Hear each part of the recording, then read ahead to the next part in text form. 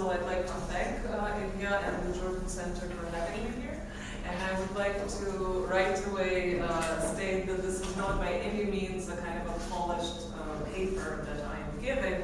Rather, this is an opportunity for me to really just talk a little bit about a research project that is in the very early stages at this point, which was why I was very excited to have this opportunity to start discussing it with a wider group of scholars who may be interested in finding out about it, but also potentially participating in it. Because probably the most important, not a disclaimer, but I guess a preface that I would like to make is that this is also by no means my personal research project. This is part of a large collaborative team project that is underway.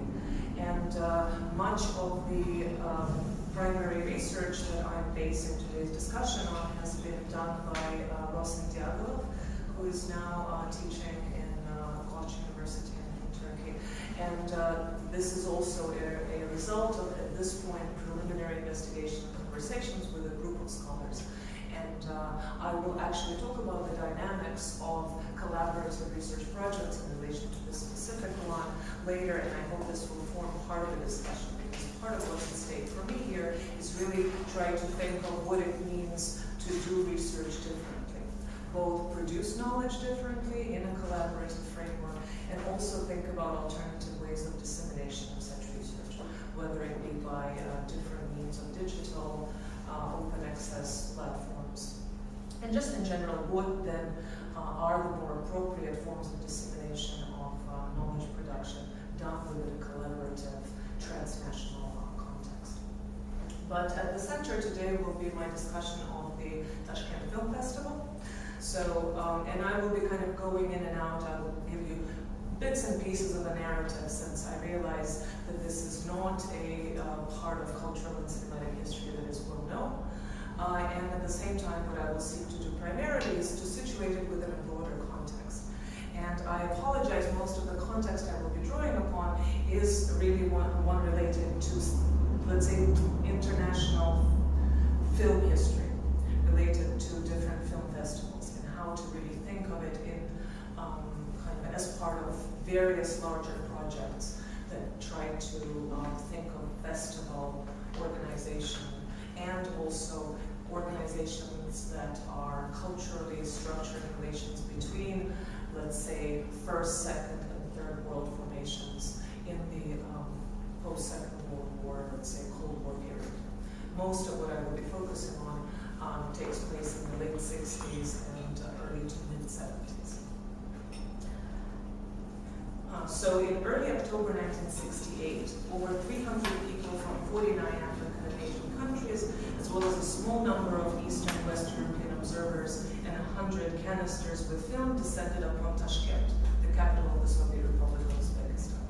The occasion was the first Tashkent Festival of African and Asian cinema, and Latin America was added in 1974. In addition to actual cultural producers, which included many of the most important filmmakers of the two continents, as well as film critics and cultural critics, there were also film trade representatives, several ministers, dozens of embassy officials from Afro-Asian countries, allied with, hostile to, or indifferent towards the Soviet state.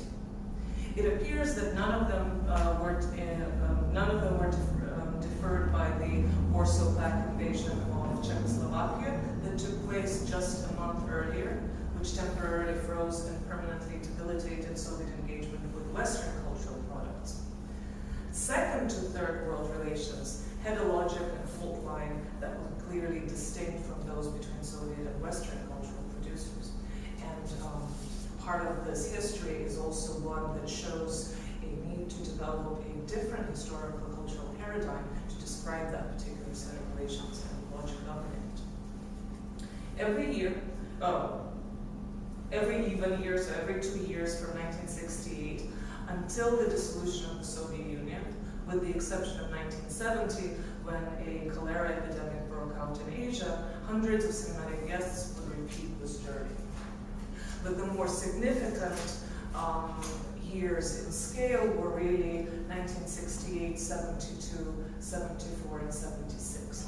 As we head towards the late 70s and throughout the 80s, the festival remains still an important venue, especially for Arab cinemas, Syrian cinema in particular. However, it loses the kind of scale that we will look at in the late 60s and early 70s. There, the guests would get to know each other, watch films, and interact with local audiences in movie halls designed especially for the festival. In sharp contrast to the Moscow Film Festival, Tashkent had significantly less control by the party and the KGB. Much looser rules were being enforced for both Soviet and foreign participants, as well as the professional working for the festival. As a result, both the visitors, Soviet and foreign alike, and the local participants speak about this experience as a kind of a utopian state of exception, where various cultural and social norms were temporarily suspended, a kind of temporary autonomous zone in the midst of a highly organized and orchestrated state event, a showcase of Soviet solidarity with and commitment to the world of developing nations. And it's this discursive formation that emerges from all the ethnographic research that we've done so far, from conversations with both Soviet and foreign participants, that is really very unique, and I think one of the driving forces behind this question for many of us as researchers is try to understand, again, this discursive formation itself. In other words, why does talking about this festival mean for these various cultural producers referencing of this completely different kind of alternative space, both in relation to Soviet state bureaucracy and political pressures of the Soviet bloc, and also very often for foreign participants, their respective cultural, religious, and political pressures. And then, what does it mean in terms of, let's say, the realities of the organization of the festival, and what the consequences of this specific formation were. Now, the scale of the festival was quite astonishing, never to be surpassed by any such tricontinental cinematic event in terms of its geographic coverage and representation. Now, the term First Tashkent Film Festival of Festivals of Cinema in Asia and Africa is misleading, because there was a precedent for the actual festival that was established 10 years earlier, in 1958, that had the same name. So in fact, if you start doing research on this, you will have the first Tashkent Film Festival in 58 and the first Tashkent Film Festival in 68 without any explanation for this. And the earlier event was organized together with the Union of Soviet Writers, and in that early incarnation, there were 30 feature fiction films screened and 24 documentaries from 22 countries. It was still a very important event, quite a showcase with all kinds of important cultural figures, Osman Samben, Paul Robson. However, by 1968, the scale was different. So in October 68, at the second First Tashkent Festival of Cinemas of Asia and Africa, there were 71 feature fiction films and 44 documentaries from 49 countries, with a total of 240 guests, as well as from over 50 countries. So the films that were screened represented 49 countries, and then there were several other observers and visitors from Eastern and Western Europe as well. In 1972, at the second festival, there were 61 countries represented with 106 films. By 74, 68 countries with 176 films and well over 300 guests. Now, in our days of oversaturation of media availability and the sort of blossoming of film festival culture, which is also a kind of an oversaturation of the festival culture, it is very hard for us to appreciate the uniqueness of this particular situation. So these numbers right now don't seem that striking. but this really was an absolutely unique opportunity for filmmakers and cultural producers from such a variety of countries outside of Europe and North America to meet and see each other's films. And I will place this within a kind of comparable context of other festivals in a second. So first of all, the question of geography and the definition of this festival. Choosing to call it Festival of Asia and Africa, and later Latin America, rather than either using the politically and culturally preferable at the time category of Third World, or a term that would have been preferred by most of the actual participants, the non-aligned Third World, was avoided. Instead, just by emphasizing the continental belonging, allowed for an inclusion of USSR in this category, and there was a great deal of emphasis on the symbolic unity, in particular between Central Asian republics with the rest of Asia. But it also maintained a whole series of political and cultural ambiguities that were kind of patched over by the sheer geographic reference over any other kind of more clearly ideological formation. Given the obvious political, post-colonialist, and anti-imperialist rhetoric that was used, of course, in the speeches and all the materials for the festival, in some ways, the formation that Tashkent was meant to represent come closest to third cinema ethos, as expressed by Solanas and Quintino in their famous manifesto that came out at exactly the same time, 68, 69. Which emphasized a privileged, independent mode of production, distribution, and exhibition of films from the Third World, in opposition to existing networks dominated by world powers. However, the selection of the Tashkent Festival included quite a number of commercial cinemas from Asia, for example.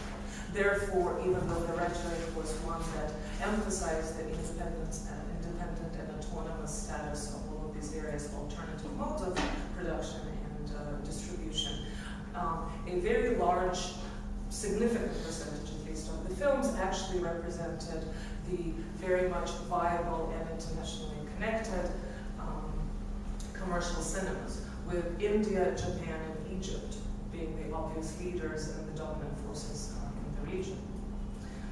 So the selection of the films throughout from 68 to about 76, ranged from Indian popular cinema, both from Bombay and other regional industries, which was also quite unusual to have quite a geographic scope. So we're not just talking about Bollywood, but also about the various other regional cinematographic centers, as well as Indian parallel cinema, as it is known, which was based primarily in Bengal.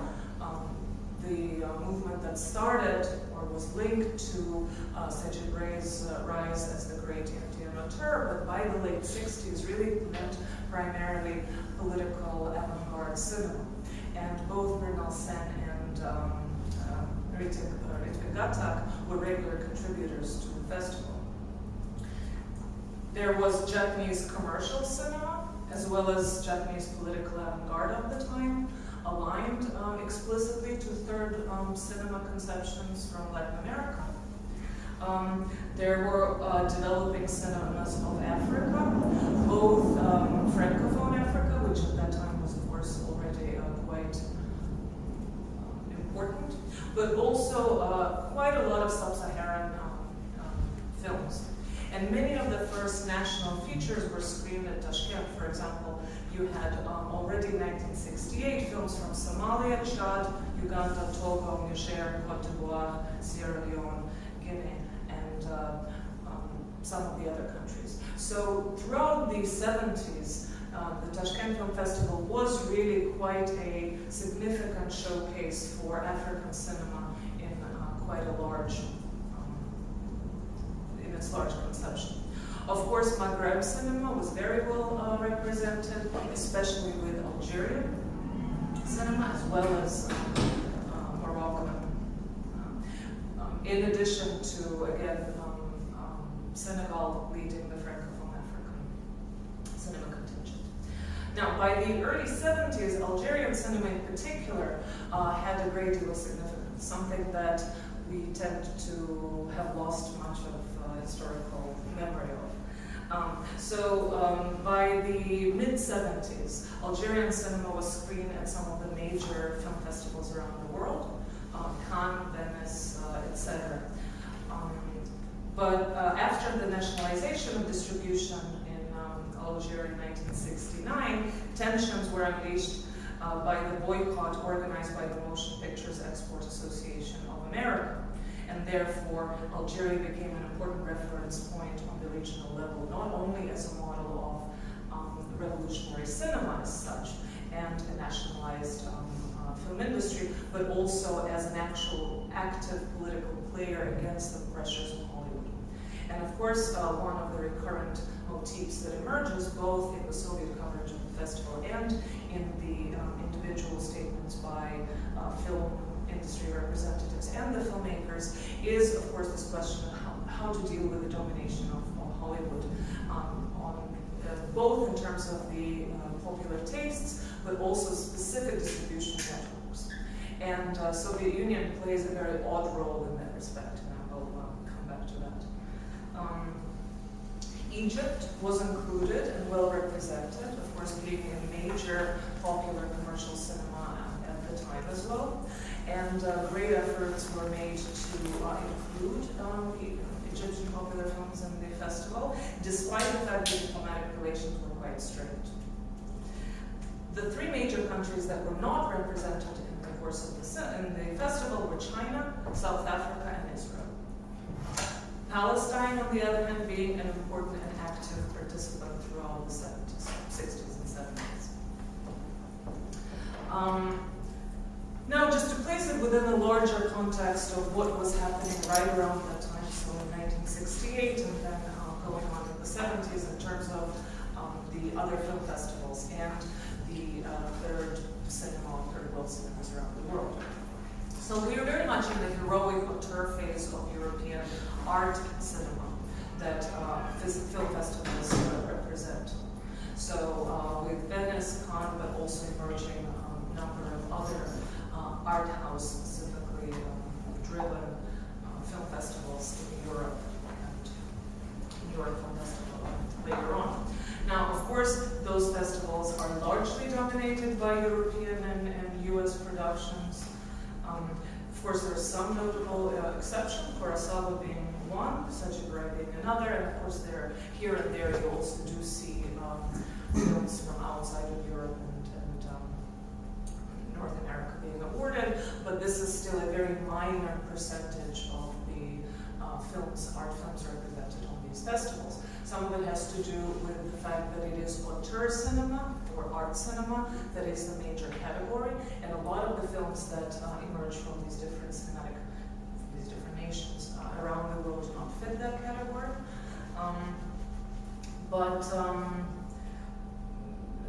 This is before the shift that takes place in the European and North American film festival circuit that will take place in the early 80s towards kind of world art cinema with Chinese Fifth Wave and Iranian cinema of the models and the much celebrated examples of world art cinema. So this is still at the time where there's nothing like the film movements beyond what we're familiar with in the European and North American context. Now, some films from Asia, Africa, and Latin America, especially Cuba, throughout the 60s are beginning to be included in the Moscow and Karlovy Vary film festivals. So socialist world is already kind of a de facto showcase for some of these films. Karlovy Vary is earlier, Moscow Film Festival comes later, they alternate so that they don't coincide year after year. But even in those festivals, they're often included in special categories, such as prize for a developing cinematographic industry. Right? So in that sense, they're very often not included as part of the larger selection process. Right? And actually what happens as the Tashkent Film Festival becomes more important, the presence of cinemas other than those of Europe and North America in both Moscow and Karlovy Vary diminishes.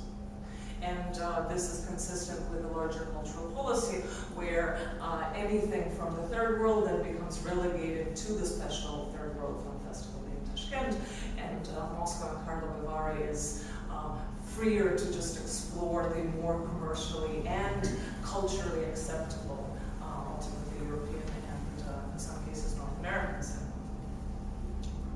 At the same time, throughout the 60s, we see the emergence of specialized film festivals in Europe, in particular ones that focus on the new cinemas of Latin America. So in Italy in particular, starting from 1961, you have smaller festivals that exclusively show Latin American films, culminating in the Pesaro Festival of New Cinemas, where the festival tried to negotiate between the kind of art cinema tourist framework and the notion of new cinemas. They're trying to create a more inclusive category that would be transnational and transcontinental in its approach, including cinema novo of Brazil, for example, as well as Cuban cinema.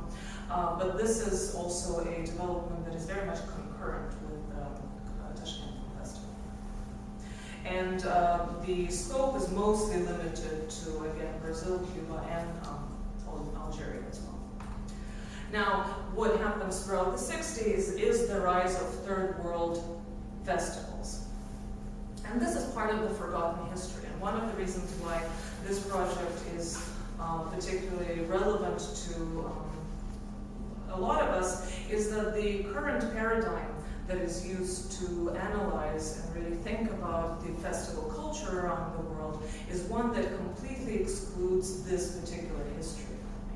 Where even though now we certainly have a emergence of very strong, very commercially viable, and very large-scale festivals outside of Europe and North America, with Dubai and Busan being perhaps some of the most important examples. They function more or less along the lines of the European and North American film festivals. They have a different history, and very few festivals that I'm going to talk about now in the 1960s and 70s actually persisted and managed to survive past the end of the Cold War, in fact. The Ouagadougou Film Festival in Burkina Faso being the one big exception to that. And so because of that, because the landscape of the film festivals around the world has changed so significantly, this other history is completely forgotten. So for scholars of film festivals, the kind of methodological tools and theoretical framework that is offered for thinking about festival culture is one that completely omits this particular different historical model. Right? So in the 60s, we have Carthage, which is a very important venue for Arab cinema emerging, as well as the Cairo Film Festival, Cartagena and Viña del Mar for Latin American festivals. In 1969, the Pan-African Culture Festival in Algiers takes place, where filmmakers actually decide at that festival to create a continental organization, which in the following year, during the Carthage Film Festival in Tunisia, adopted the name of FEDBASI.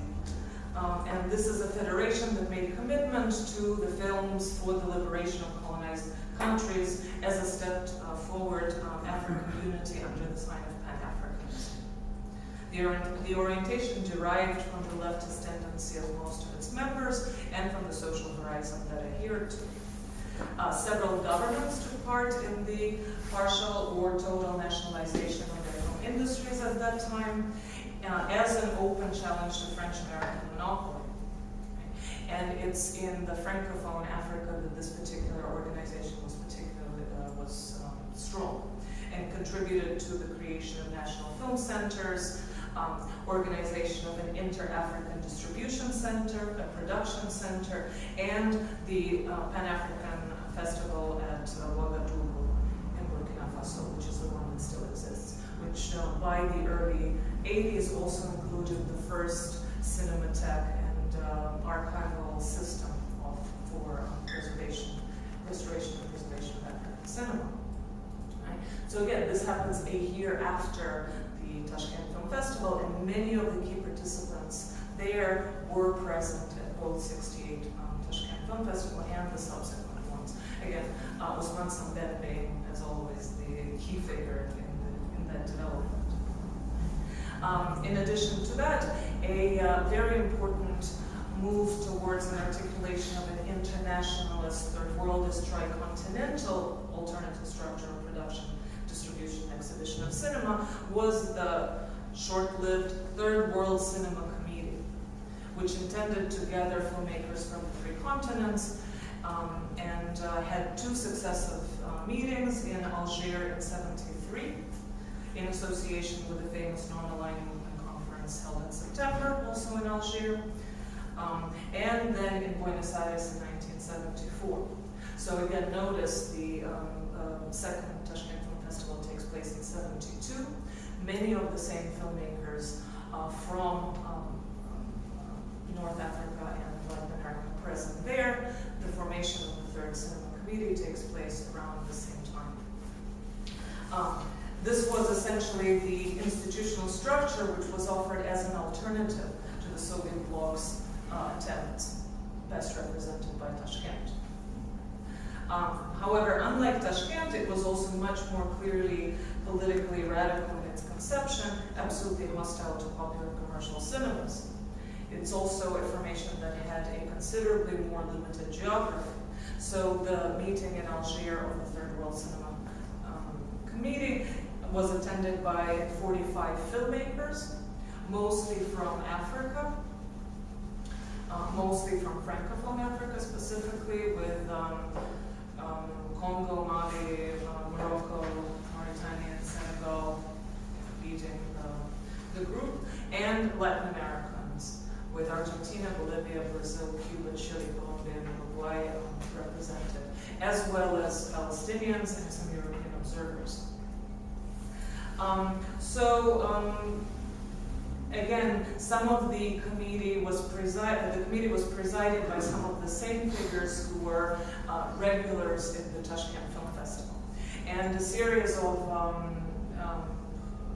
manifestos, but also resolutions that come out of the Third World Cinema Committees are in direct conversation with what was happening not only in, let's say, the European and North American industrial cinematic developments and film festivals, but also implicitly in opposition and conversation with the Tashkent one, even though very few filmmakers who were involved in the Third World Cinema Committee would actually choose not to attend Tashkent.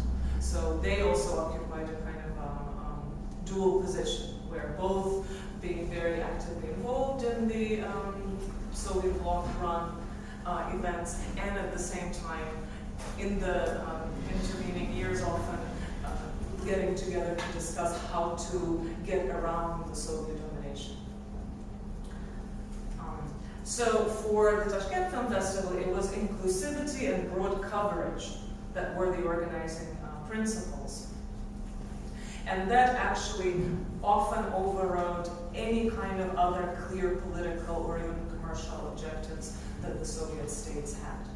It was often in conflict, for example, with the diplomatic position that the Soviet Union had vis-a-vis the countries, or sometimes the economic pressures. So the festival had no competition. So this is, again, a completely different model. It was called festival, right? But it was conceived of as, quote, not a competition, but exhibition of the works of cinematographic art, a friendly meeting, our familiar дружеская встреча, for exchange of experience and ideas. This decision not to have a competition was a clever one. It made it easier to attract some of the ambitious filmmakers who would not have been able to present their films if they were already in competition at other film festivals, because there is a rule in the festival world that if you present your films at a type A film festival, such as Cannes, for example, it cannot be screened elsewhere. So here, by not having a competition, it could attract the more, let's say, internationally ambitious stars. It also avoided the problem of having to rate an extremely heterogeneous body of films and respond to the pressure of rewarding films as an incentive for participation, potentially insulting some of the much sought after participants. Some anecdotes, which one of course of the unexpected pleasures of reading the official document coverage of the festival, such as the reports on the Soviet delegation's trips abroad as part of the selection process. You really get a range of absolutely crazy stories. So Cambodia, where Prince Norodom Sihanouk was the most active filmmaker, presenting regular films that were very highly reviewed by the national press, indicated that he would be very happy to have his films presented at the Tashkent Film Festival, which they were on the regular basis. However, it was suggested that it would only be comme il faut to give the prince some kind of a prize for participation. And the Soviet representatives included this in the report absolutely seriously, citing as their evidence the excellent reviews in the press. The excellent reviews in the press stating the following: the work of this filmmaker is absolutely outstanding, great, wonderful in many respects, which is not to say that his earlier works are any worse. So this review was presented as a kind of documental evidence that this is work that surely merits some kind of a prize in the festival. So also a great deal of heterogeneous cinematic materials were presented. So a lot of the, especially the newer film industries, were essentially presenting advertisement travelogues of their own countries, ranging from the kind of exotic locations for travel, as a kind of travel advertisement, to, of course, a much appreciated feature of the celebration of the modernization and industrial development of the post-colonial countries. So some of them were very short features, some titles for them, and on the one end of the spectrum. On the other end of the spectrum, we of course have some of the great auteur cinema that emerges at that time, again, all over, whether it's Algeria, Cuba, or any of the other countries, and extremely popular, high production value productions from, let's say, Egypt or India, or the very aesthetically challenging films by the Indian parallel cinema. So it was obviously a wise choice to avoid either having to classify the films into different rubrics, which is what most film festivals opted for ultimately, or again, potentially disappointing the participants.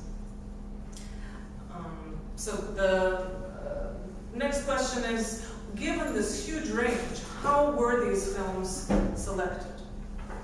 And this is where what emerges is really desperate attempts by the Soviet Union to get a distribution and participation of the films from all the countries in Asia and Africa. Again, irrespective of the political, the status of the diplomatic ties or any other considerations. Often leaving Soviet delegations also with tasks of very delicate negotiations within the country. Right? So to be sure, the need to produce a comprehensive invitation list usually trumped all other considerations. For example, ruled by a regime that had 3 years earlier killed 500,000 Communist Party members and sympathizers, Indonesia was not a state that the USSR maintained diplomatic relations with. Nevertheless, even Indonesia was formally invited and represented at the festival. The Soviet delegation in Japan, which was a major cinematic power that had to be represented, as well as a very attractive commercial partner, faced a somewhat different predicament. it had to select delegates and films from 3 different competing film consortia. The Japanese Film Association, which included the major studios and distribution channels, the Association for the Renewal of Japanese Film, which was affiliated with the Japanese Communist Party, and the Filmmakers Guild, which had ties to and a breakaway current within the Communist Party. So the Soviet representatives had to navigate this delicate situation.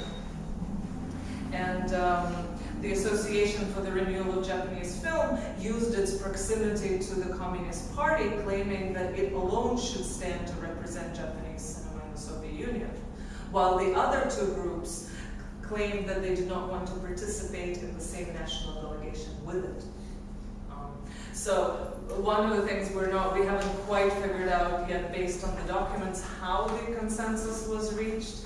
However, as a result, all 3 fractions were in fact represented at Tashkent.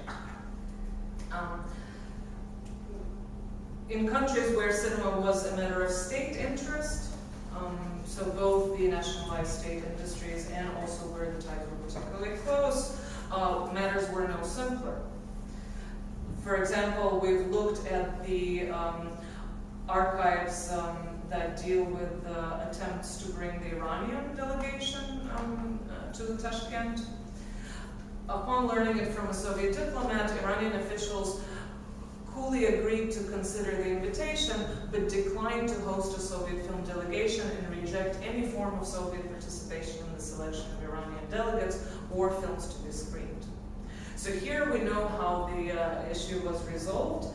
The Union of Soviet Cinematographers organized Iranian evenings in Moscow, in which they screened a short documentary about the coronation of the king and queen.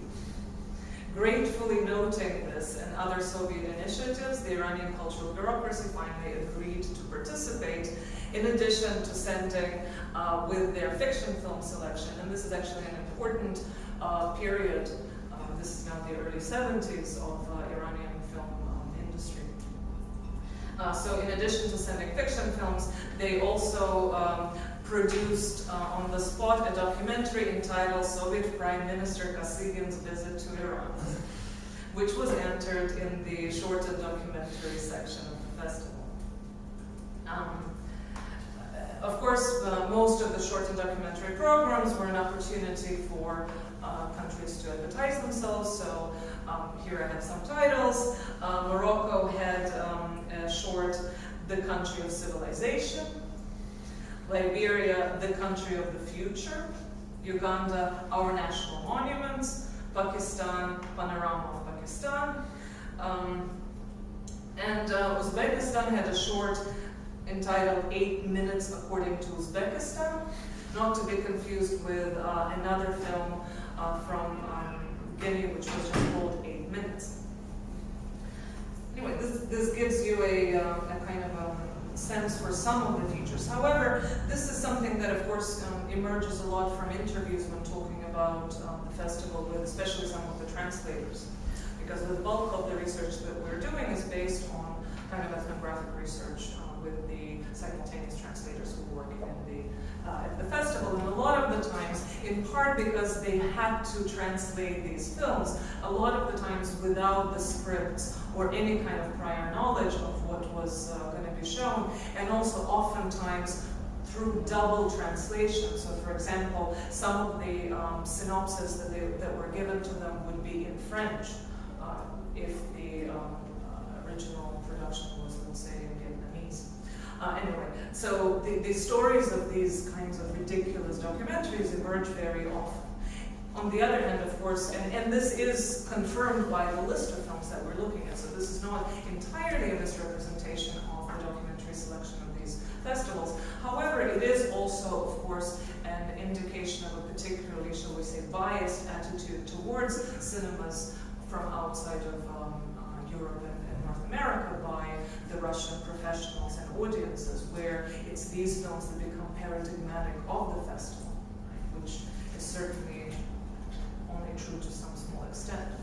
But the organizational complexities of the festivals include, for example, the arrangement of a special airfloat flight to transport the participants of the Carthage Film Festival that I just mentioned, which was a very important thing for Arab filmmaking, which was scheduled at the end of September in '68, just days before the Tashkent Film Festival. So you have this special airfloat flight basically carrying all the most important Arab filmmakers in '68 from one festival to the other.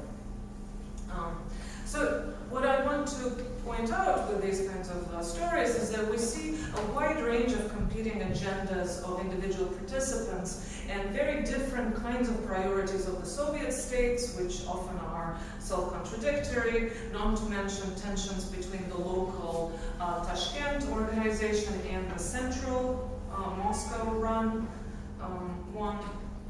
And it's clear that in order to be able to assess a festival like this, you need to have a very flexible but also quite complex framework in terms of the methodological tools and theoretical models, right? So some of the questions that have emerged at this stage, when we're mostly just looking at some of the primary sources, really reflect the different kind of disciplinary affiliations of all the participants, right? So something that I mentioned, how to really account for a totally different nature of such a film festival. And again, not just Tashkent Film Festival, but Tashkent Film Festival being both an exception and yet also part of a larger body of film festivals between the socialist bloc and the non-aligned world in the 60s and 70s. And how do we understand the structure and the ethos of such festivals with a paradigm that would be appropriate for discussing it in their historical perspective as very different from what is done with the discussion of film festivals that take place today. And really, if you look, for example, the Edinburgh University is an important center for festival film studies, and they have done an enormous amount of work. But if you go through it, almost none of it references these festivals, whether it's there's an exception being looking at specifically socialist film festivals transition in the 1980s, so quite a lot of work has been done on that. However, this is again a different formation. Another question is, and this is something that I allude to in the title, but don't really discuss in the presentation, is would the notion of contact zone, as introduced to us by Mary Louise Pratt and then further popularized by James Clifford, be perhaps a more useful category for thinking about the dynamics of such an event? So something that is not fully subsumed by a kind of a clear, let's say, domination structure, where, on the one hand, Soviet Union does exhibit clearly a kind of whether you want to call it cultural imperialist as well as commercially dominating paradigm. But on the other hand, trying to account for the different levels of hierarchies and power relations at play. Then what do we do with this discourse information of open space that emerges from the interview? How do we understand it in relation to specific practices of surveillance? And this is where one of our collaborators, whose particular interest is the practice of surveillance and informants at film festivals and cultural events, who's looking at the work of translators and trying to think of, for example, the difference between the practices of, again, reporting surveillance, but also kind of the ties between the organizational structures, the party apparatus in Tashkent and then the party apparatus in Moscow, as well as the different types of reporting to the communist parties at these different places, which often send their delegates as well as their representatives, right? And so how to square off and how to understand that particular, again, just structure of surveillance and what was really happening. Then the simple question of, were there actual interactions among the different filmmakers and participants? Who saw what? because it is really a mind-blowing idea to think that this was the one space where Bernal Sen could watch films by Osman Samben that were just being made, as well as the different guerrilla filmmaking, political filmmaking organizations. Because of course, we're really dealing, with the exception of course of the big commercial cinemas, we're really dealing with filmmakers and film movements that have no distribution within their own country and region. And that's especially the case for all of African cinema, and certainly most of the political cinemas of Asia, and in Latin America things differ from region to region, right? But this is kind of posing the question of, can we really talk about some kind of a productive dialogue among these different filmmakers and cultural figures? Who saw what? What were their reactions, right? So there's a kind of a simple question that we would like to address. So could we see it as a really as a moment of real cultural transnational dialogue? Or, as was, for example, we know the case in the Moscow Film Festival, there was very little dialogue and very little communication outside of strictly regimented and kind of highly organized events run by the Soviet authorities. If there were exchanges, which again, based on what we see so far, it really does seem like this was a much more open and formal event, then what were the consequences of these exchanges? So what kind of independent networks were established? Since this was one of the major goals for all of the participants, is actually to try to establish specifically independent networks, tricontinental networks of production, distribution, and exhibition, as well as the organization of new collectives for the politically, for a lot of political filmmakers who are involved. Right? So, what can we see? Because one of the reasons why these festivals are largely forgotten is because the assumption is that it was a short-lived phenomenon that brought absolutely that had no consequences and had no results. Right? So this needs to be interrogated and questioned. Right? Also, the specific path of the circulation and travel of the films that were screened at the festivals. Right? So do we know where they went? I mean, as an extension of this earlier question. Did they then travel to other film festivals? Were there, in fact, distribution deals that were accomplished? At this point, we're not even sure whether the films that were screened at the festival received distribution in the Soviet Union, either commercial or non-commercial. I mean, we know it in the case of some of the more celebrated films, but given the large body of films we're dealing with, this is really not quite clear. So it's obvious that we're dealing with archival research in many languages, because a lot of these questions require primary archival work, and not all of it can be limited to our beloved Galerie archive, which does contain a great deal of material that we're slowly working our way through. However, it is clearly limited in terms of, for the most part, representing the Soviet perspective in these events. Right? So archival work in other areas, really internationally, work in many languages is necessary. Ethnographic research, such as interviews, also in many areas and in many languages. Then we also need different tools for representing these findings. So the question is on the level of dissemination of knowledge. How can we represent a phenomenon that has so many different actors with so many different perspectives, pressures, so many artifacts, just the sheer number of films, etc., and the different kinds of discourses, right? How can we cohere this into some kind of a clearly a multi-level, potentially non-linear narrative that emerges? So it seems like digital tools for representation of some of this data would in fact be more appropriate. So this is all to say that we are looking at a phenomenon that requires a new set and a varied set of methodological expertise, cultural and cinematic knowledge base, as well as familiarities with new modes of knowledge creation and dissemination.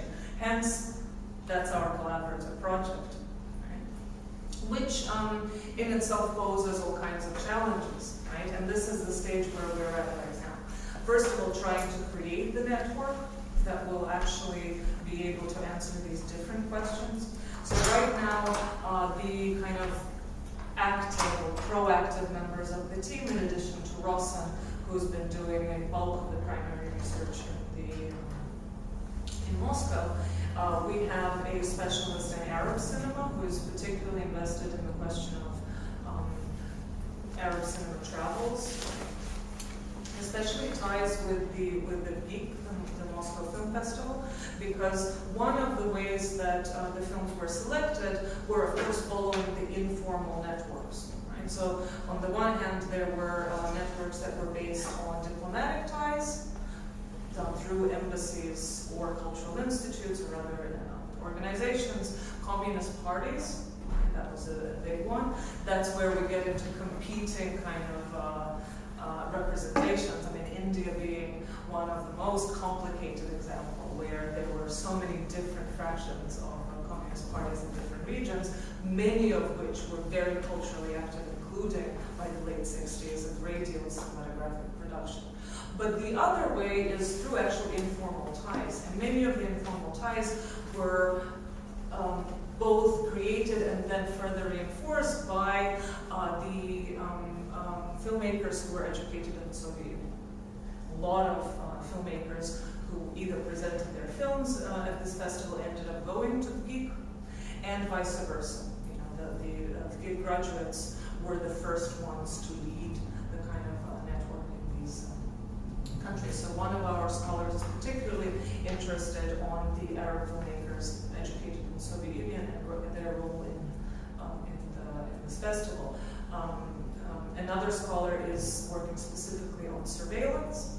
And then we have some people who are interested in the research in different areas of the world. We have an Indian scholar who is willing to look at and try to, let's say, give us a bigger picture of how these kinds of findings correspond to specifically, let's say, Indian narratives of the events, but also on the historical recontextualization of that moment for Indian cinema. We have a Argentinian scholar who's done a lot of work already on these Latin American third world film festivals, who's trying to piece these things together. But we're looking at, again, many, many countries with many cinemas, and most of them are not cinemas that are represented in the academic field in our academy, right, in the United States and Europe. So that also means a kind of collaboration that is very much targeted on establishing contacts and working relations with scholars and critics outside of our immediate academic context, right? As well as, of course, those within our academy. And that puts into sharp relief a lot of questions of what we consider to be the kind of scholarly academic knowledge and representatives of some such knowledge, because most collaborative projects that we have in general, few as they may be, seem to still stem from an assumption that people who are working together need to be representatives of North American or European academic culture. Right? And here this is simply not possible to do.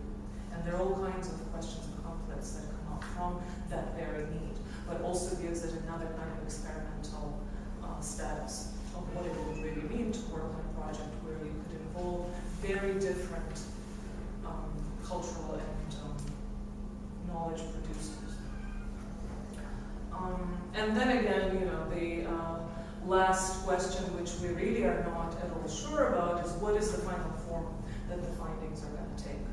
Right now, the kind of ideal scenario would be a very complex internet-based, open source, open access structure that would include, for example, visualization tools, because we're looking at very complex mapping, right? For example, how films travel, right? Something that is really much easier to do through visualization, digital visualization techniques.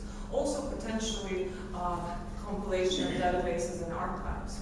For a lot of these cinemas, we don't have to worry about copyright issues, because a lot of these films are actually not copyrighted, or a lot of the films are looking for and are actually actively interested in finding some form of visibility. Right? So it would also, in the ideal form, include a kind of a rethinking of a form of a visual database in an archive, so that you could actually ideally look, you know, to see, so what was the Cambodian prince's film like, right? Whether it's, if we're just talking about images, because something that to me is really compelling is that even those of us who are very invested in this idea of trying to reconceptualize our, let's say, world map of cinematic cultures, still have very little idea visually or narratively of what we're talking about, right? Even people who are completely committed to the project itself, it becomes a humbling experience, realizing how many of these nations, even again, film scholars, you know, I'm a transnational film scholar, right? But even, let's say, Africanists, you know, who are supposed to be specialists in those areas, how little of this material is available and how little of it has made its way into any kind of academic narratives or cultural narratives at large. And then the final element of this that we're also completely, that is not resolved, is actually trying to think, and this is something that may be more relevant to a lot of people here, is how to think of Tashkent as a location itself, and how to think of the relationship between the local culture, both the cinematic culture, the various political and cultural and social organizations in relation to this festival, right? So the actual Central Asian part of this, which so far, oddly enough, we have not been able to identify scholars who are interested in contributing to this, but this is certainly another area that will be a challenge, but also hopefully a reward, and hopefully produce some kind of an intervention into some of the questions of geopolitics, including for, let's say, scholars of Soviet history. And I will stop here.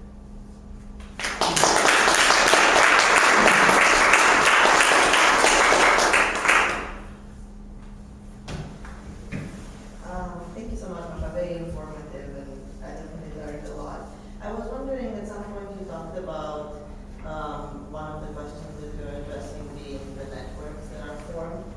And I was wondering if we can take that further and think about lines of influence, appropriations, misappropriations in terms of aesthetic debates and aesthetic practices. You know, do people talk about, I don't know, cinema vitae at that point? Do they talk about documentary? Do they talk about historical narrative versus contemporary narratives? Do you see kind of transplants? And I understand that this is a preliminary stage that you are in, and you may not have gotten to see that many movies and look at the database in detail. But do you have some sense of such debates and such questions that kind of animate the festival? And how they're changing through time? Mm-hmm. So the changing through time is something that, again, this particular angle I think will be, luckily I think is easily addressed, but probably like the immediate next step of this project, because one of the things that we have are records of the round tables that were taking place at each of the festival, and there were brochures that were published as a result of it, as well as interviews. Now the interviews tend to be much more formulaic, right? And what you get is mostly an insistence on particular political and geopolitical formations, right? You know, conversations about, you know, the dominance again of Hollywood, which then extends to, of course, aesthetic questions, right? Does that mean that the new emerging cinemas should or shouldn't adopt the formal standards of, let's say, Hollywood filmmaking, right? Does the fact that Egyptian and Indian commercial cinema has its own strategies, right? For example, melodrama, right? Does that make melodrama an acceptable form for these kinds of alternative venues or not. So aesthetic questions do come up, but I think, again, interviews very often are very limiting in that respect, but the roundtables, in fact, are a bit more characteristic, or I guess can give more information. From what I've seen so far, and this is, I think, paradigmatic for that moment, it's actually questions of material production and distribution that trump aesthetic questions. Right? So rather, aesthetic questions are presented as, for the most part, a result of and secondary to the actual material conditions. Right? And this is something that you see in third cinema manifestos, for example, right? Where it is not so much a question of either adopting or rejecting a specific aesthetic formula, right? But reconsidering the conditions of production and the empowerment of the filmmaker, which then would result in a variety of aesthetic forms, etc. But that's, that's not exclusive, right? And of course, there's some filmmakers who come with very, very clear sense of what the privileged aesthetic formats are. And where it emerges very clearly is actually documentary. So the documentary debates are where you can see those kinds of questions precisely. Is it free direct cinema or montage? This is one of the things that comes up. But this is definitely going to be part of this larger question. And then, of course, how it changes in the course of the 70s is an interesting question.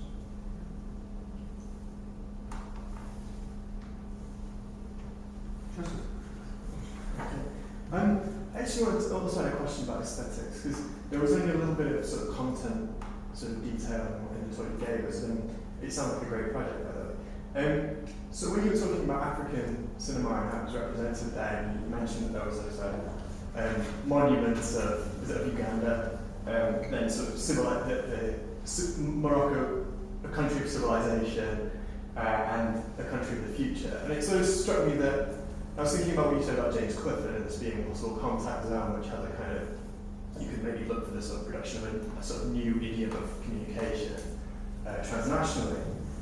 But these sort of seem to tap into very Soviet tropes of self-representation, so kind of monuments being a sort of urban modernity, associated with Tashkent particularly.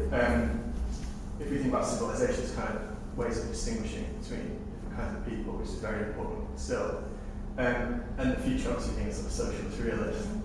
So it struck me that it could be that the Soviet, there is a hegemonic aesthetic behind the way people are trying to pitch themselves to this festival, and that could be interesting to explore as well. So I wonder what you thought about that. And then the other thing was in reception, do we see a lot of conflict? Do we see people being offended, like you do at the Margaret Film Festival, for example, the way in which religion is presented or understood in the film, for example? So the first question is just very complex, almost methodologically, right? So on the one hand, we see a kind of a predominance of a very clear, as you said, Soviet, very hegemonic idea of modernity, industry, developing nations, a particular mode of aesthetic representation of these, right? And we see this discussed in much of the coverage of the festival, but also in some of the reports, etc., so in many of the documents. Some of the films, I haven't seen many of these films, and some of them may never even become available, right? What we do see sometimes are fairly detailed description of those films, and here I think it's a little bit of everything. So you have, on the one hand, certain very powerful ideas about, let's say, modernization in relation to independence building project in the post-colonialist states, right? Which in some cases is a direct relation of adhering to a particular socialist and Soviet inflected set of models, and in other cases is more authentically popular, if we can afford such a category, right? But it's certainly not a clear, I wouldn't say it's a clear hegemonic projection, right? Because you do have a dialogue. And this is, for example, very much not the case in Cuba, where anything that resembles socialist realism is rejected outright very early on. But this is more the case, for example, in Syria. So, you know, it differs a great deal from country to country. And at the same time, those films that I've mentioned are also clearly intended to serve a variety of purposes, right? Some of them are to convince Soviet bureaucracy and state to invest more money, right, in these projects, you know, dam building, et cetera, or to continue sponsoring them, or to kind of report back as this kind of structure. In other cases, it is actually for tourism. So, you know, they're very pragmatic reasons, but those are not exclusive, right? So, you know, I think, you know, it's absolutely something that will be important to unpack, and actually, I'm sure will differ from one regional context to another, and one national, which is again why it is extremely tempting, but also extremely dangerous for someone like myself to look at them and try to find some kind of overarching aesthetic category that unites them all, right? And, you know, coming from where I'm coming from, right? It will be montage, and it will be, you know, the particular Soviet tropes that I'm familiar with, or some of the case regional areas that I'm most familiar with, which may not, and which in fact may well be my projection of the model that I'm familiar with, right? Where you can only do this kind of work in direct dialogue with people who have the, let's say, local knowledge of these kinds of productions. And then in terms of the criticism, yes, there were a lot of conflicts and a lot of offended parties. And I have literally thousands of pages of these, because Arkady did collect all the reports and most of the press coverage. And so the one I looked at was Egypt.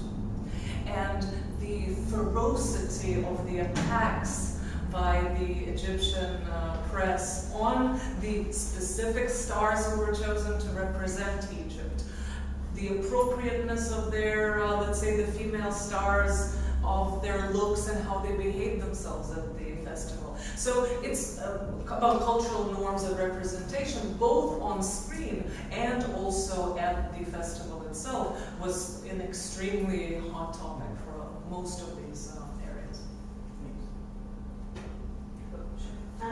Thank you for the talk. I wanted to ask you about what you ended on, and I realize you said you don't have someone who's already really focused on the Soviet Central Asian or Soviet history perspective, but you did allude a little bit to the possible tensions between the local Tashkent organizations and the Moscow organizations. And I was just wondering if you could elaborate a little bit and maybe give us a sense of, well, for one thing, is there an archive at all in Uzbekistan that remains? I mean, is it still thought of as sort of an Uzbek project at all after the fall of the Soviet Union? And maybe during the festival, was there a sort of a special place for Uzbekistan? Or, I mean, were extra materials translated into Uzbek, or was there a special program that was for always about, say, Uzbek culture or Soviet Central Asian culture, like a special couple of days that really highlighted the Central Asian relationship to the rest of Asia, etc.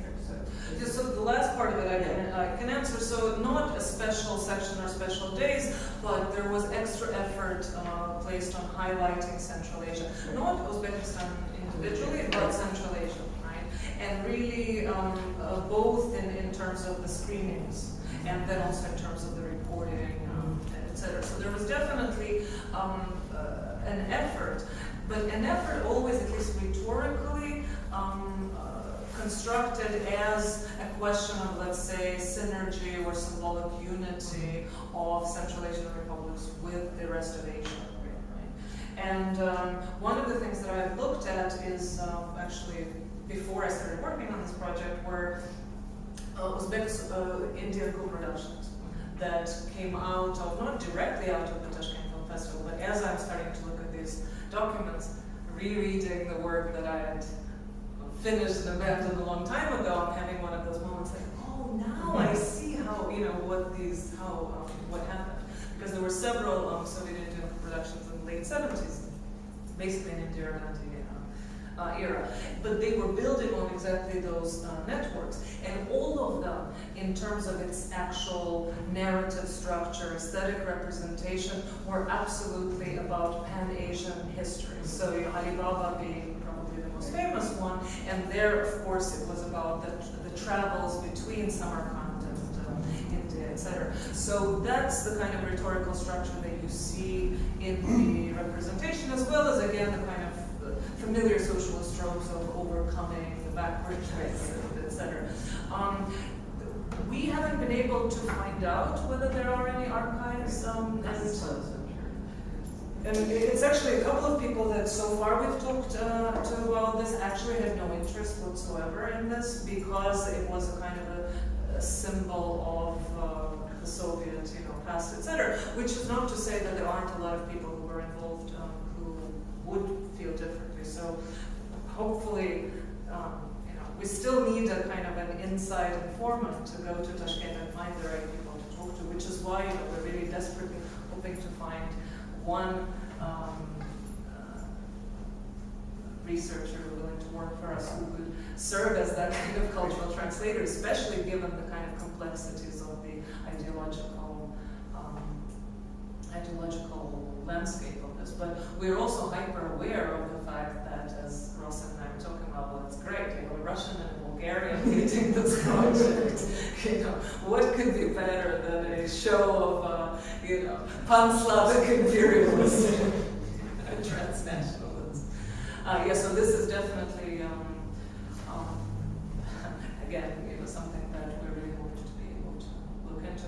What we do know now actually comes more from the Moscow side of things, because we have interviewed Moscow-based cultural figures who worked as translators there, right? And so some of them talked a little bit about the complexities of the relationship between the bureaucracy in Tashkent versus Moscow, and their point was always that, well, everything would become once removed, twice removed, 3 times removed, and then the local bureaucrats really couldn't care less, right? So that hence, much less control, very loose reporting, and etc. So, but again, this is a perspective coming from people based in Moscow, which, I don't know, we definitely need to square it off with that.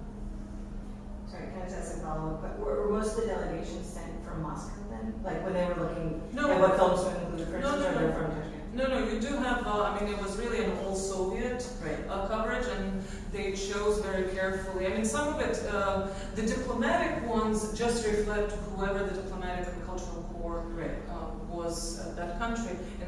But otherwise, just looking at the list of the Soviet delegations, they were very representative of Soviet republics at large.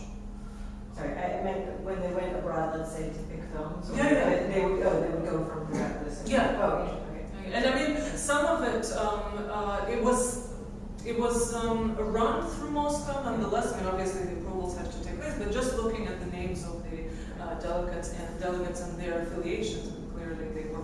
But we haven't actually looked at. So we're trying to figure out what the selection process was for the films of the festival, but we certainly haven't looked at what the selection process for the delegates was, which would actually be an interesting question. And this is actually where the aesthetic judgments already come in, because in the reports that the delegates write based on their trips, they very much infuse them with their own aesthetic judgment. So for example,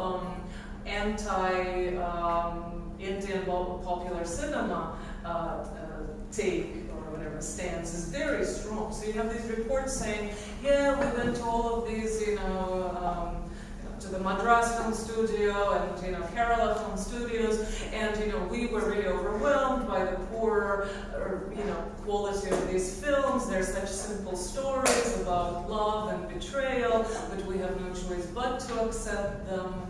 So it's really language like that. And the kind of anti-populist bend is very clear, right? And especially coming from the film officials, right? So you learn quite a lot about the aesthetic judgment or whatever criteria of the Soviet cultural institutions, and a lot of the times they confirm what we know, but other times they're purely personal value judgments, right? may have shaped the process as well. I was thinking of the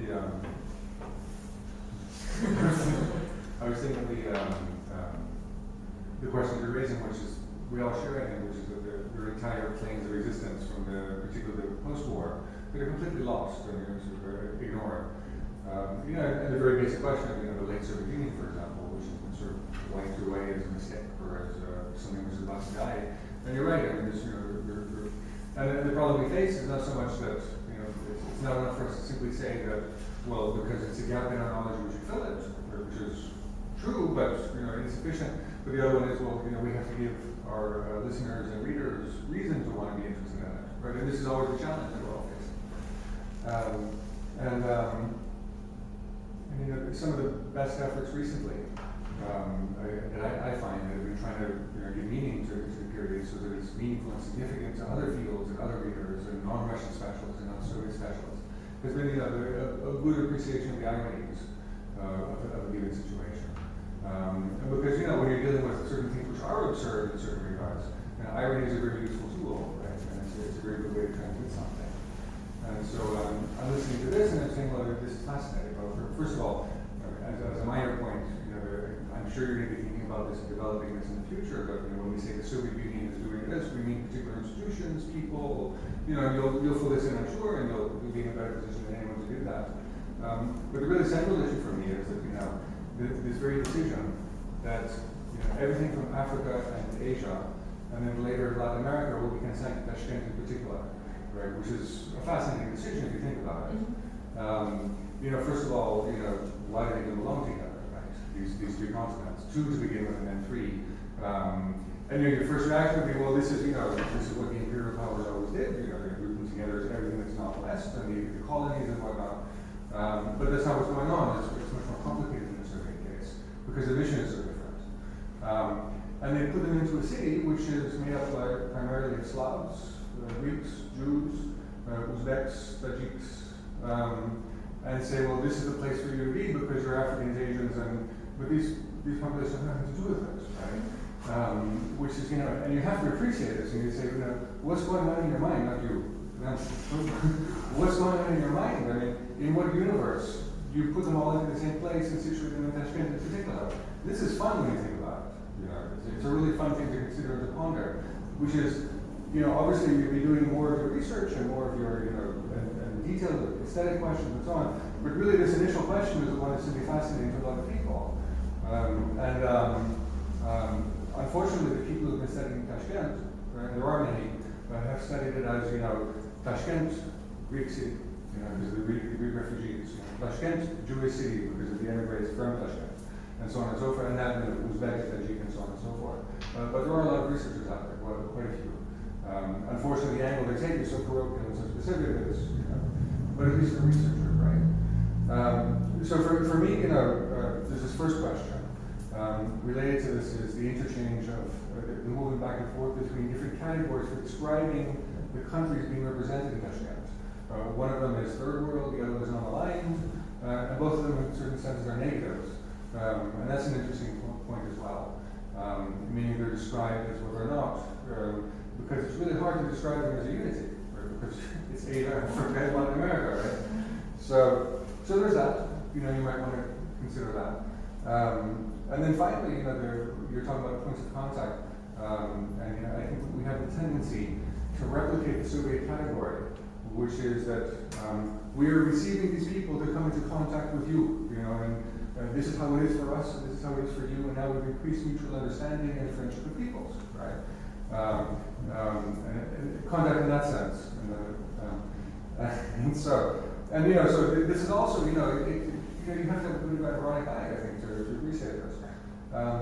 But in the process, if we don't want to replicate those categories, there's another dimension, which is that it's a locus. It's a locus where new things happen and new things are created.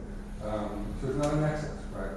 But it's some kind of reality being brought into being, and it's not so much is it successful or not successful. Something's going to be produced here, even despite what the organizers might. A community of sorts, or imagine maybe. These are just thoughts.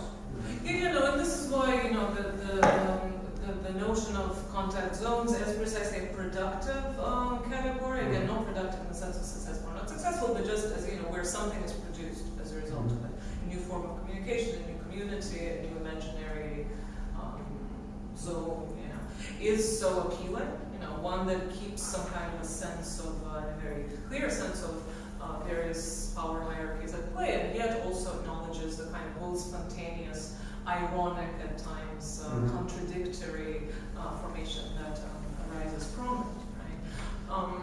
So that's definitely something that makes it very appealing, especially given that this is something that is so much reinforced by the interviews with people that we talk to, right? Where there's a clear sense that that's how it was perceived, as some kind of a different space that was created there. And in that sense, I definitely agree that it is a locus rather than a nexus.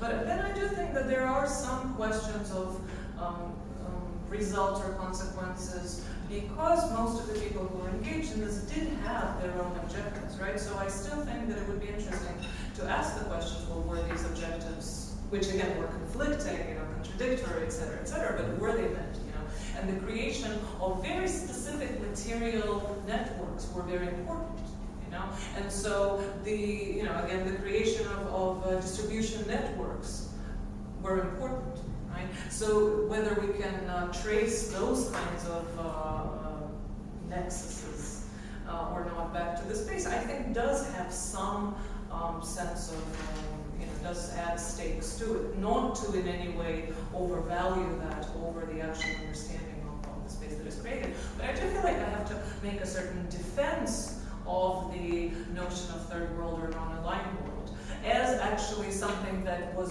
not entirely imposed by the Soviet authorities, right? And this is where looking at Tashkent in relation to Third World Cinema Committee, that really did come out of specifically a post-colonial, Badung-based understanding of the non-aligned world, and really insisted on a particular kind of unity and solidarity, to use an old-fashioned word, right? It was about solidarity and building some kind of a relation among the three continents, right?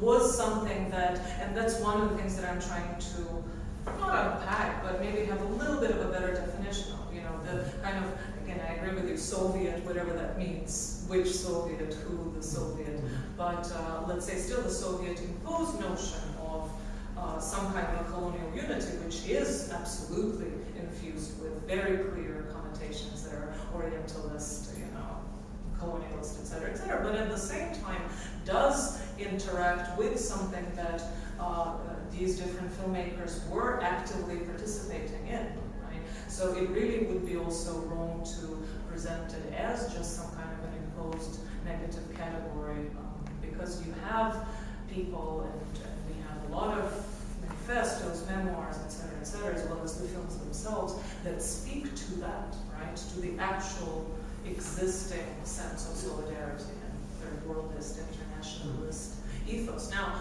it's also interesting that that's actually only representative of a part of the festival, right? Not all of its parts, which then, so what do we do with the Egyptian melodramas and which, of course, or Japanese crime films, etc., which were ultimately the biggest draw of the festival in terms of the reception, right? And one of the reasons they were included. So the other part is also the reception, the general public, if there was even such a thing, because we don't even know how many people attended the festival other than the participants. Their audiences are alluded to, but we don't actually have any sense of how many, right? And again, this is where also the question of distribution, but so far what I've seen, only those films that already corresponded to the popular, not Soviet officially ideologically approved, the popular tastes were picked up, right? And again, this were Japanese crime, mystery, mythological stories a lot of the times, and then specifically Bollywood huge productions, right, which completely are in a different zone, and so how they were conceptualized within some kind of unity is a problem. Mhm. At least it's See, I think it's a matter of defending something. There's no need to deny it. Because it's there, you're right, and it's universal. There is a language we all use, third world, non-like, and so on. I mean, there are all sorts of other things too, but yeah, these are there. But to actually use them, right, and to, because these are occasions for, plunging into another level of analysis. I mean, so it's not a matter of, either or, one position versus that position, But it is about also tracing the genealogies of the terms themselves and their usage and their actual, correspondence to practices. And that's where, I'm just kind of, because I think now, and this is part of the predicament that we're in, these terms are now assumed to be Soviet propaganda terms, or else, conversely, let's say, colonialist terms. We had this discussion a couple of years ago in our film program where we had a course on the books that was called Third World Cinema.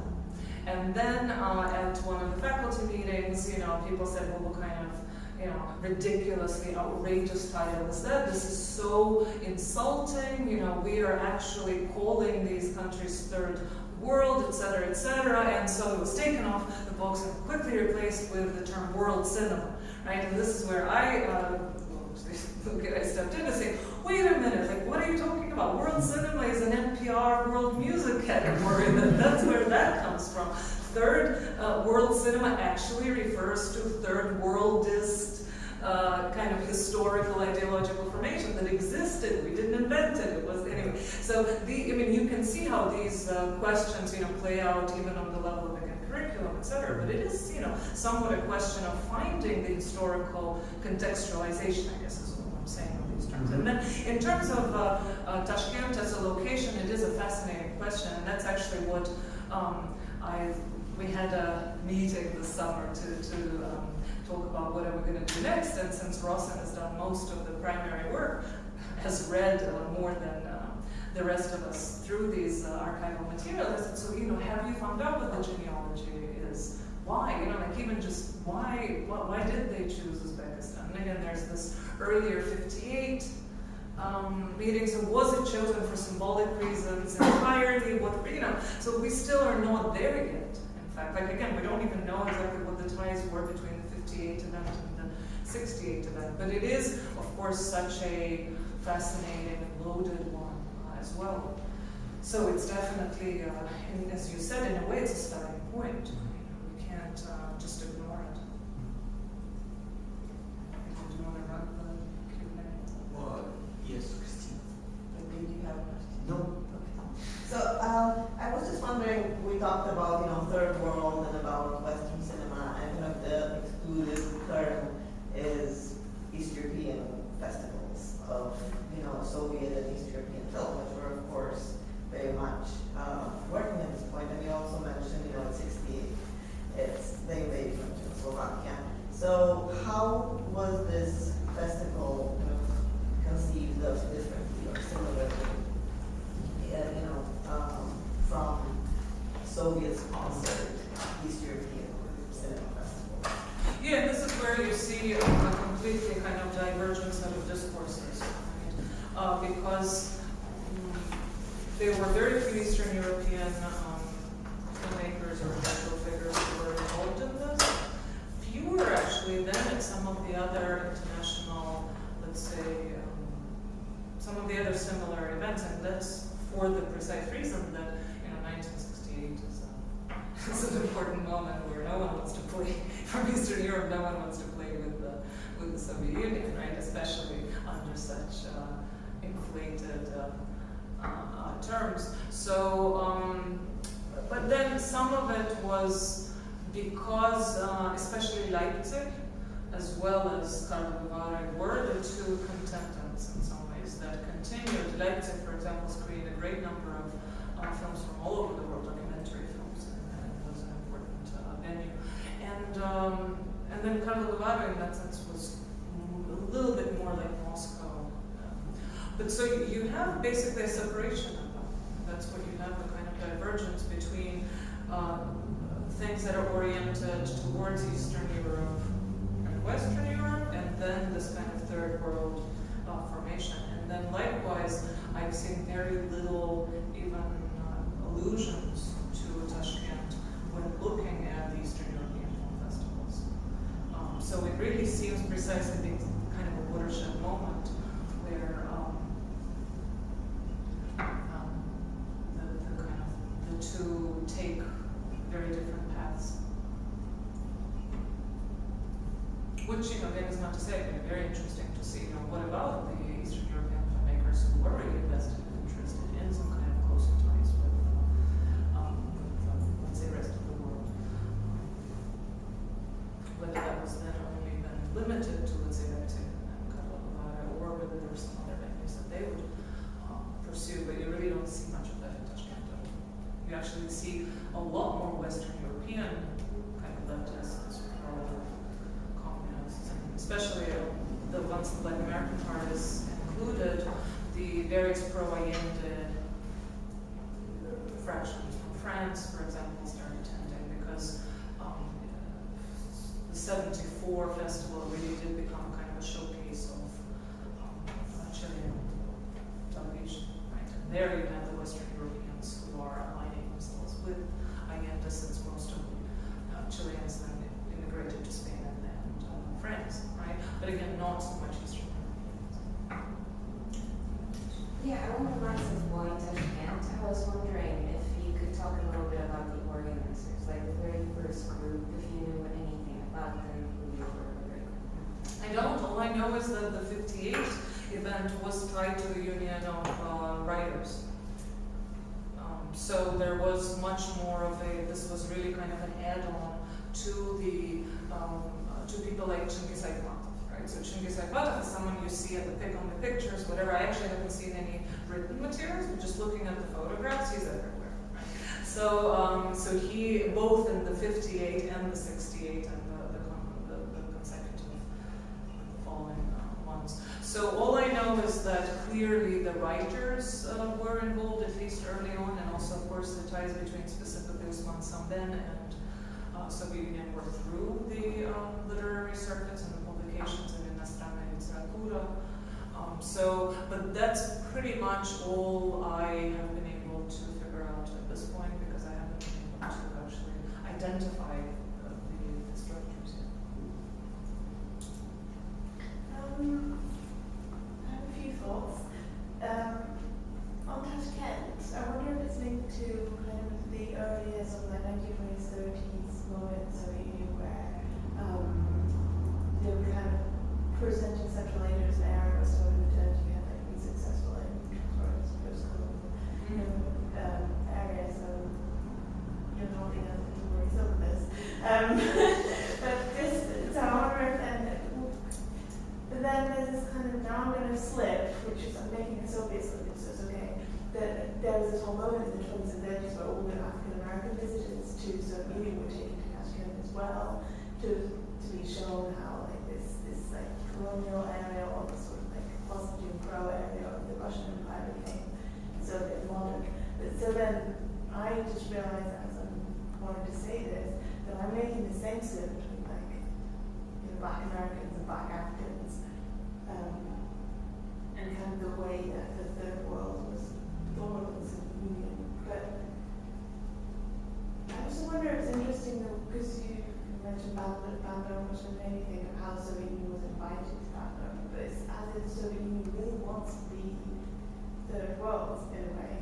Like they really want to be in this group of these people, at the same time as they obviously want to be like the US. And I just wonder that that's a very interesting dynamic that really want this. Yeah, and this is one of the contradictions that you see, right? Because that's why, on the one hand, the whole idea is that yes, Central Asia is part of the third world, but I mean, non-aligned also doesn't mean non-aligned with the Soviet Union, right? So you have that, slight problem there presented, and it's exactly the dynamic, and then you see that among the actually non-aligned filmmakers, how they're trying to negotiate between wanting to be part of this, let's say, structure. And a lot of them were communists or else dedicated leftists, right? So it's not just completely opportunistic, but at the same time, how do you negotiate that with the overall position that sees Soviet Union as a dominant power, etc. So that's on both sides, I think, presents a very interesting problem. I guess looking at it, one realizes that yes, there is that history, kind of literary history of Tashkent as being this showcase, right, and specifically for African American, which is why Paul Robeson's presence there in the 58 event is symbolic and loaded in that effect. And I haven't seen, because I haven't looked at any materials related to 58 except for the trailers or newsreels covering it, where you just see, oh, here's Paul Robeson giving a speech, but you don't actually know what he's saying, for starters, right? So I haven't looked at any of those, but I imagine that it was probably emphasized, the continuity with the 30s, 20s, and 30s Western hues, et cetera, et cetera. But again, I don't know how, and I haven't seen any historical evidence of how that maps onto this very different information. And it's an interesting question, and I don't know whether, and I was actually asking Rossen, who's done work specifically on the writers' socialist internationalist ties, so what is the connection between that and the festival from '68? And he couldn't quite figure it out, but so that's one of those lingering questions, but it's definitely very interesting. I mean, it may also just be a question of infrastructure, right? That there was already, even though they didn't build a lot of things specifically for it. But just to build on what you were just saying, I worked some on the 30s, the national commissions that were formed by the Soviet Writers' Union, especially in advance of the Congress in '34. So in 1933, they created these national commissions for all of the autonomous republics within Russia, but also all the Soviet Central Asian republics. And they included some international writers in these brigades in the early 30s, but they had these apparatuses that you're talking about. I think that there was one commission for Uzbekistan, there was one for Turkmenistan, etc. And I would assume that exactly what you're saying, that by 58 there's already this sort of clear structure within the Writers' Union to build on, to create this, potentially the film festival, at least of 58, 68, who knows.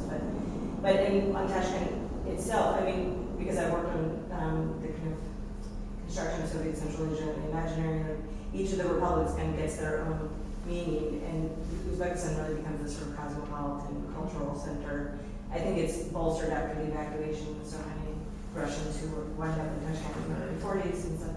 But versus, say, Turkmenistan, which would be more associated with transformation of the desert and cotton and so forth. Kazakhstan and Kyrgyzstan would be more associated with nomadism and different, they all have their sort of shorthand identities. So I think with Tashkent, I mean, there's, as people have said, a lot of people work on Tashkent as this model socialist city, but it has, I think, particular connotations as this sort of great cultural center of Central Asia, with Samarkand and Bukhara, these ancient cities, as well as bustling international Tashkent. So I don't know; those are just some thoughts, but it does seem like it's building on a relationship between the Soviet center and periphery that started to get established, at least in the early 30s, if not. And I'm sure, because I haven't looked at them closely, but we do have records of the tours that were given to all of the visitors of Tashkent, right?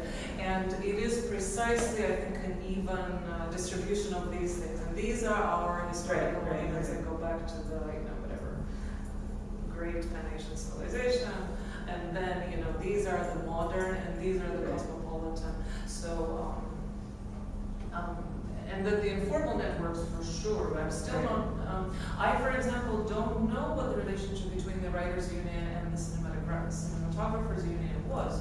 And what I do know is that it was never a harmonious one, right? And there was a lot of tension between them, and they enjoyed very different privileges from the state, et cetera, et cetera. So one of the things that I'm still, I don't know, how successful a shift from a structure that is based on the Writers' Union to one that is, how much of an overlap there was, and the degree to which Genghis Aytmatov was only there as a figurehead, and someone who's probably more famous, right? And because again, and I haven't done actually, it's the irony of that much, done that much work even in the Soviet film institutions of the period. But the little that I have looked at, it's very insular and like they did not, I mean, it's very different from region to region as well.